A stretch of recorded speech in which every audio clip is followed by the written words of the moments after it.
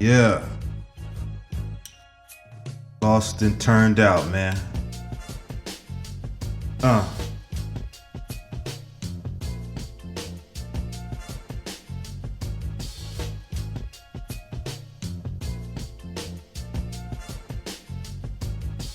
yeah,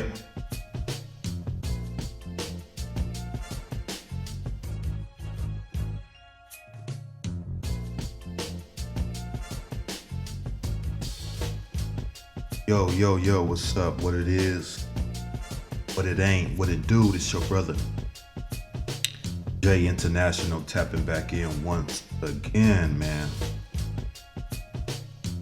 And boy, do I have a story to tell. So, man, today I want to talk about baby boomers. Let me talk about the baby boomers. But I feel like I had to set the mood right with this nice remix, the Whispers classic, Lost and Turned Out. But yeah, like I said, I want to talk about the baby boomers. And why do I want to talk about the baby boomers? Because my parents and my parents' siblings happen to be baby boomers. And what I want to talk about is how my baby boomers, but not just my baby boomers, but the baby boomers that all of you have baby parents, how we were let down, the millennials, by the actions or the lack of action of our baby boomer parents. So, in particular, what I want to talk about, how my baby boomer relative let me down. And this, as I said, particular Black community, we were ones that were let down by our baby boomer generation, because basically you see, even though they went through all the trials and tribulations of being in a racist society back then during their youth, their times, racism more in your face and more bold.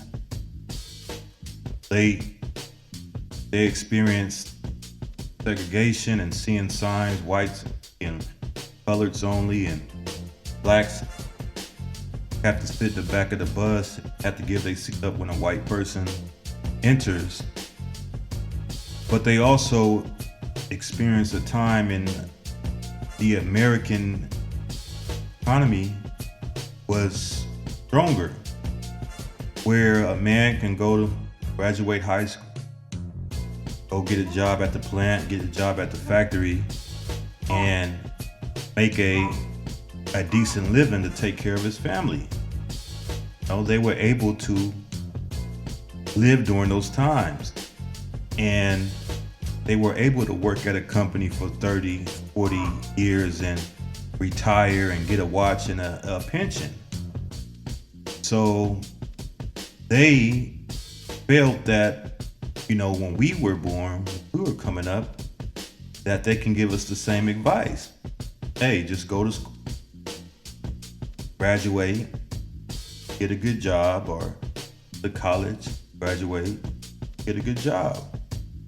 Not taking into account that times are not the same as when they were younger, when the economy was good for them.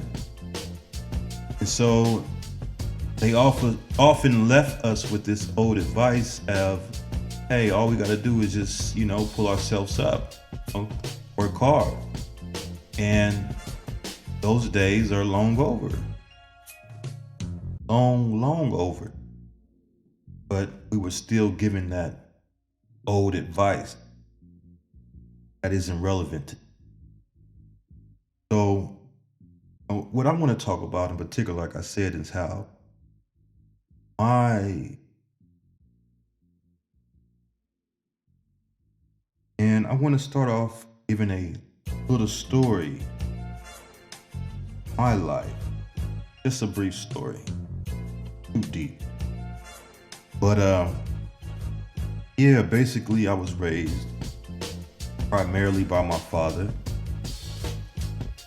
Single father, he did the best he could do. I had different women coming in and out of my life, but most part, my father did the raising, did the providing. He eventually got older, 40s, but that woman, kind of came in later in my life when I was already like 15. So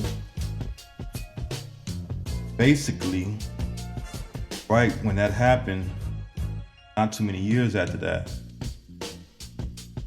marriage,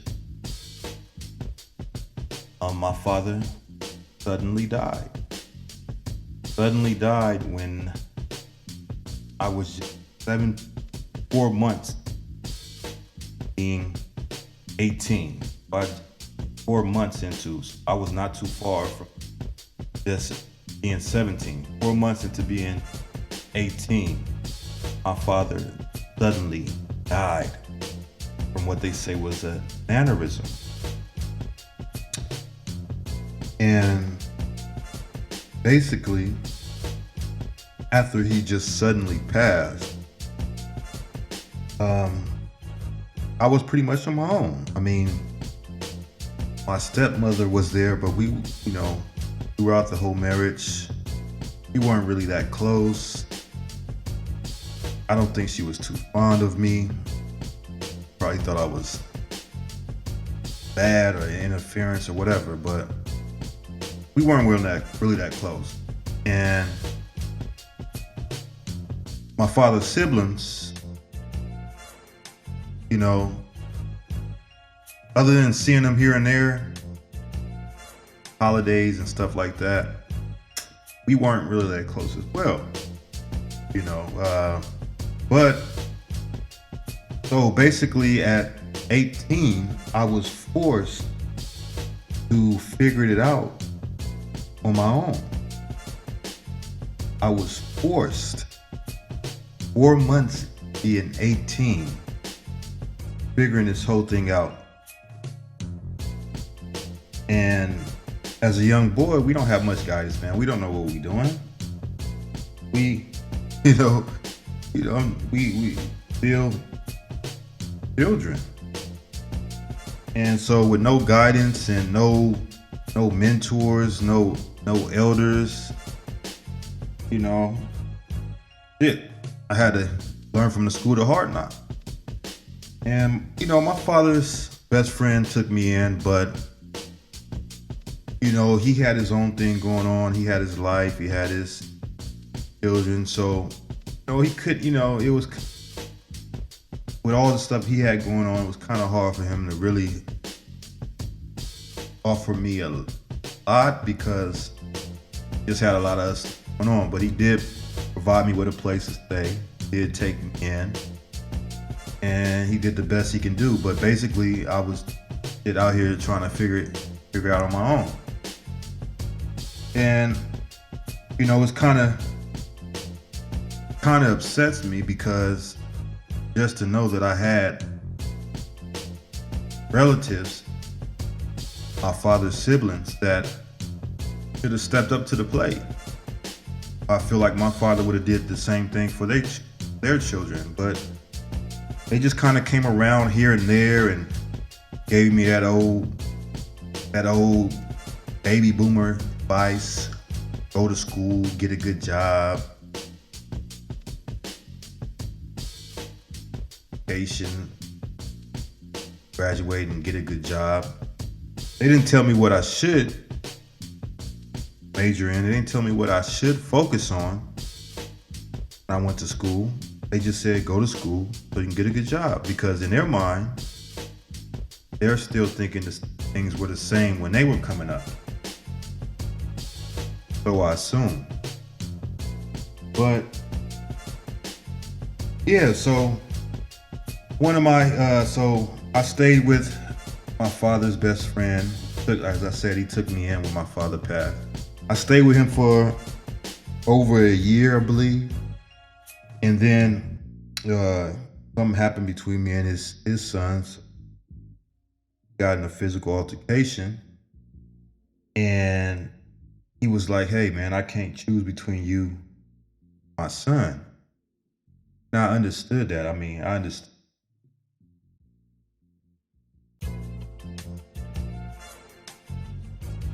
But you know, so I had to get up out of his place and had to go out in the streets. And I had a best friend, and you know, we were best friends at the time. So he was going through his situation too. You know, we both around the same age, 18, 19. And he said, hey man, let's go ahead, you know, decided to go ahead and get an apartment together and roommate. So, you know, I went ahead and did that. Got the apartment with 2-bedroom apartment. And shit, man, it was cool, man. It was like, you know, some of the best times of my life, man. You know, we was two responsible young dudes at the time. I had a job. He had his little thing going on. And we basically were going half on a rent. And shit, man, living a life, man.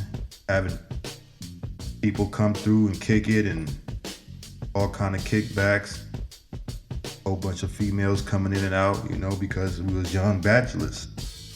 So it's easy. And I had a car, I kind of had my shit going on for my age. So, but fast forward a little bit, man. So, that basically eventually ended because he, you know, he got a female, and he moved her in with us. I had a female too. They happened to be friends. But basically he just started depending on the female, pay his half of the rent. And she eventually, I guess, lost her job or something, and push coming to shove, the rent was due. I came to him like, hey man, what's up with the rent? He didn't have the rent money. And I'm young, I'm inexperienced. Like I said, I'm 18, 19. I don't have no guidance. I don't have, you know, no mentor, that person that was good at finance. I could have said, hey man, you need to save up for a rainy day. So I was working, making my money to pay my rent, but I wasn't really putting nothing to the side. Because I was like, hey, I got my roommate, everything is good. So when it come time for him to pay the rent, he didn't have his half. Shit, you know, I was kind of shit out of luck, and you know, I didn't have enough to cover his part, and I had nobody I can borrow the money from. So we basically were evicted. And shit, I got invited. My uncle was like, my uncle, father's brother, I guess one of the ones that were kind of closest to me, more than my father's other brother and sister. They were kind of like there but distant. Around, oh, how you doing? And hey, checking on me and stuff like that. But they was real distant. And these were the ones that were more financially successful. Both living in $1 million homes in the hills. Both had successful careers, businesses, and both were baby boomers. But yeah, as I said, they were the successful ones. uncle that took me in, he was just a blue collar, hard working guy, stayed at the company for 20 plus years, but he wasn't educated like other two were. The other two were college educated, I believe. One was a master's, one had an undergraduate, but they were both successful. They were both educated. They would have been ones that could have came in and gave me that advice. They were financially smart, financially stable with their money, their lifestyle. But this uncle that took me in, he was just a 9-to-5 brother, hard-working brother, blue-collar brother. The other two were white collars. But he did take me in. But the thing is about him, he was kind of beta, man. He was kind of beta. His wife kind of ran the situation at the household, so he would do basically what he had to do to keep her happy, and whatever she said, he would follow. And so, but he took me in, and I was out his spot in Oakland, and I was trying to do my thing, man. I was working. He hooked me up with a job, and I was working, and I was cleaning around the house and doing whatever I can do to keep it cool with his wife, because his wife was very particular. He didn't, everything she would complain about. If I left the TV on, she would complain about that. If I didn't wash it, if one dish was left in the sink, she would complain about that. I was doing everything I could, keep her happy, keep her off my back, that he would stay off his back. But one night, I was tired, and I did fall asleep with the TV on. And it was that night, my uncle woke me up in the middle, woke me up middle of the night, man, yelling, "Told you about that, told you." And I know it's because his wife told him, hey, he left that TV on, fell asleep down there with the TV on. So he came, "I told you about that TV, told you." Kicked me out in the middle of the goddamn night over a TV, man. Damn TV. Kicked me out middle of the night. Luckily, I had my vehicle that I got from my father's vehicle. Actually, my stepmother, of course, we kind of just like parted ways. Like after my father died, he hooked me up with his vehicle,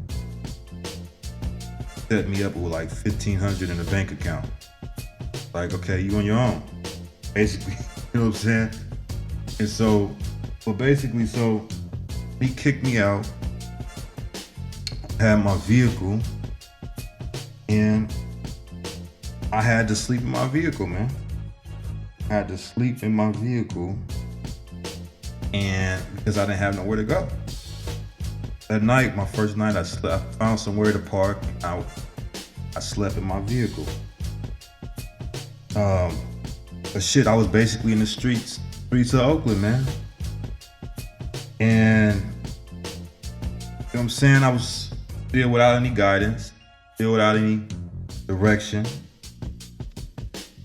But I was still trying to make it work. So as I said in a past video, I was in my car for like 2 years by choice, like 1.5 years by choice, because I got comfortable. And I was hustling, making money, 9-to-5 job, but I was just stacking up money. Stacking up money. It became like a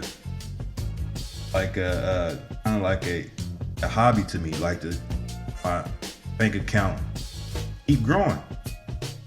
Now, we all know we have some type of financial literacy that, just putting your money in a bank account ain't really doing nothing. Just putting it there, it ain't gaining no interest. Other better ways. Should have a rainy day fund,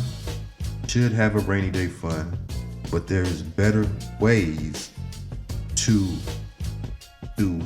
better options than storing your money. But I didn't know that. And I had baby boomers that could have told me, hey, this is what you need to do with your money, because the money is not making any interest. It's not working for you. Putting your money bank account and literally just stacking money, but I wasn't really doing. I was just stacking the money. I didn't know what I would just say. I wanted to look at my bank statement and constant numbers going up. So eventually, after 2 years, me and my girlfriend at the time, met her when I was living in my car. We kind of reconnected. Well, I knew her before that, but basically she was like, hey, I was going down to visit her about 5 minutes out. Said, hey, why don't we get a spot together? And so that's what I did. We eventually got a spot together. And it was during this time, around like 22, I got kind of serious about things. I got kind of serious about going up to the next level. Thinking about the advice that my relatives did give me about just go to school so you can get a good job. I was like, man, maybe it's time to get serious and go to school. I had tried going to school. I was enrolled in college. Father died. Was enrolled, but like after he died, I just kind of lost focus. Going to school, really focused on it and showing up, not really taking it serious, and my mind was basically trying to drown out the pain by doing other things. But around this time, when I moved in with my ex, so that was around like 23, I got serious about school. Enrolled back in college, signed up for all my general ed classes, but I didn't have any directions. I was just going to school. I didn't know what I should major in. I just said, hey, business, because my father was a businessman, but he passed, so I was like, hey, maybe I should business. And so went to school. I was, getting all my general education requirements out the way, and signed up at a community college. I was gonna do 2 years there and transfer, go to university. So after like a year and a half, man, I had a pretty high GPA, and it was in my math class. A Hispanic calculus teacher, man. One day he just like, hey, see that you majoring in business.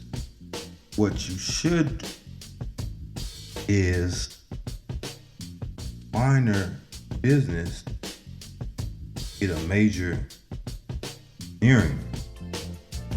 Showed me this flyer, UC Berkeley showed me a flyer. He set me down. It was at the end of class. He just kind of pulled me to the side and showed me this flyer for UC Berkeley engineering program, and showed me these, it's like a program, and it showed me like these, black students that are majoring in engineering.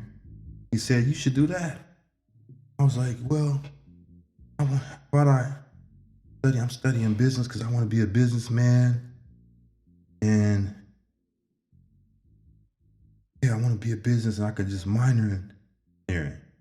Like, you cannot minor in business, but engineering. And as I look back on that, he was trying to tell me some things in so many words without actually saying it, because I don't think he just say, hey, You are black, business world, the white male-dominated world. Unless you play the game, it's going to be hard for you. But if you get your engineering degree, hey, you can let your skills speak for themselves. So that, as I look back on it, I feel like that's what he was trying to tell me without actually telling me it. Because you can't just come out and just say, hey man, you're black, that's a white man and dominated world, business world. Unless you play the game, it's gonna be hard for you to get in advance. Go with this engineering route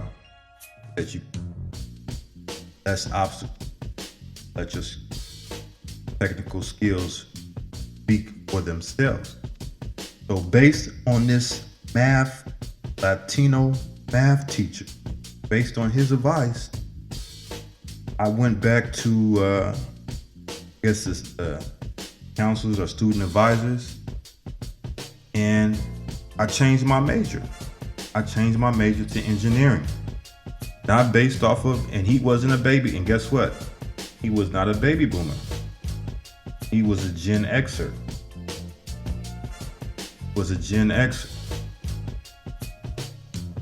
And he gave me some sound advice that I think about today, and I was like, man, I should have stuck with it. But I didn't have that push, that sense of urgency that probably would have came from a relative that would have rationalized with me and said, hey, you need to do this. This is something you need to do. This is going to be hard if you don't do it. I didn't have that. So I did switch my major, but I wasn't really locked in. I didn't really understand the importance still. Have no one to tell me the importance. Latino teacher told me that, hey, better for you. He didn't really emphasize that importance because I feel like he would have been crossing the line as far as professionally. So I did that. I was with it, taking all the events, math classes, calculus 1, 2, 3, physics. I'm saying it got difficult. It got difficult. Especially as I started advancing the calculus. But I was locked in, man. I was studying hard, spending hours upon hours in the library at the class and just study, man. Locked myself in the library, this private room, and I would just study. And then it happened. Now I addressed that in another video or a book that's coming out. But some shit happened and got in some shit, got locked up. And I kind of just when I got out, sat down for a little bit, but when I got out, man, I was just like, man, I still wanted to go to finish school, finish what I started. But I was my mindset was I just want to get it done. Got out, man, I just want to get this. So I came back. I finished my general. Well, I came back to community college. I didn't go back to the same one, but I went to a different one, Laney College in Oakland, and got back, switched it back to business. I just get it done.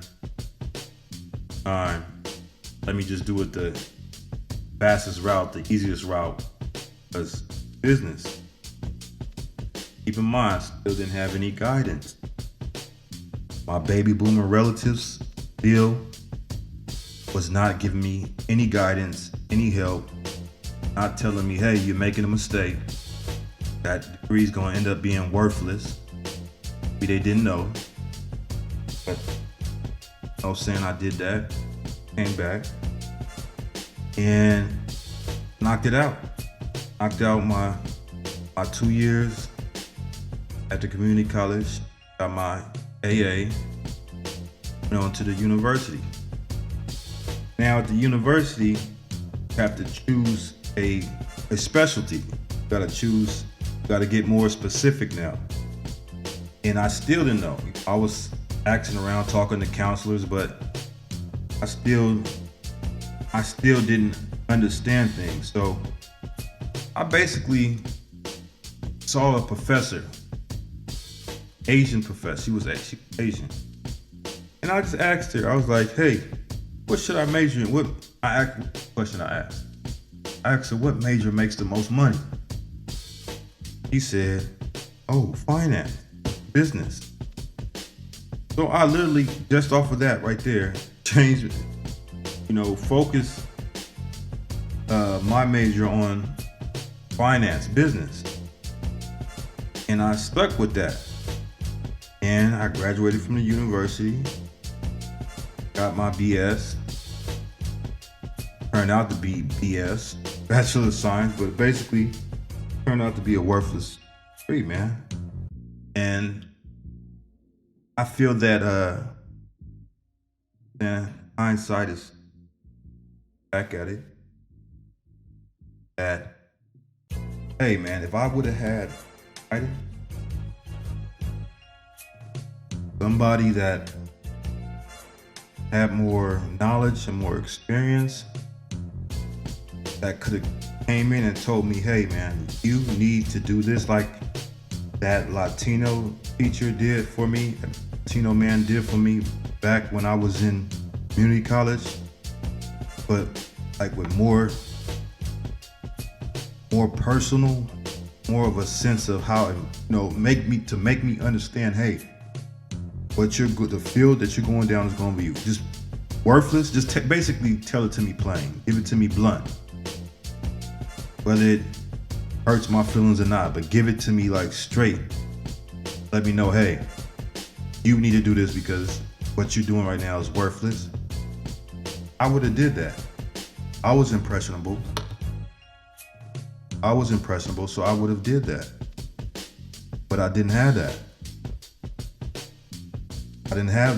Basically, the baby boomers that I had that were successful financially, basically didn't offer any of that advice. Didn't even try to take me under their wing.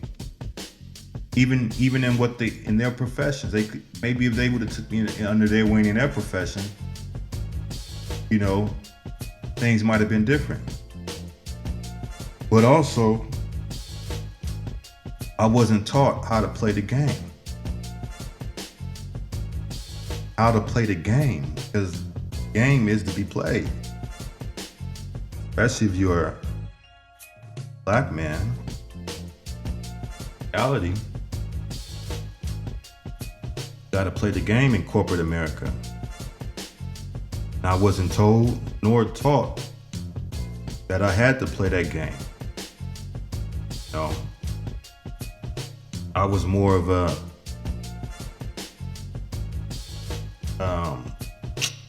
not follow the rules type of guy. Not play by the rule book. Not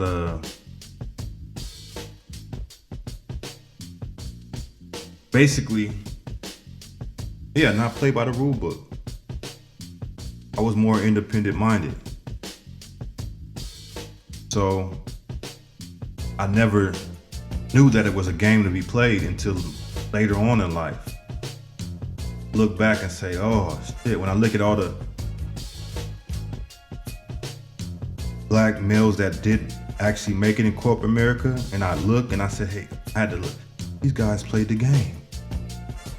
These guys played the game that I did not play. They played the corporate game, and I just didn't know about it. Feel, hey, all I need to do is just get this degree, study hard and work hard and hit the books hard, and that'll be it. That'll be efficient.